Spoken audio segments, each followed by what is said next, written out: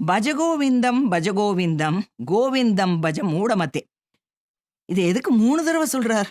ஒரு தடவை சொன்னா போறாதா?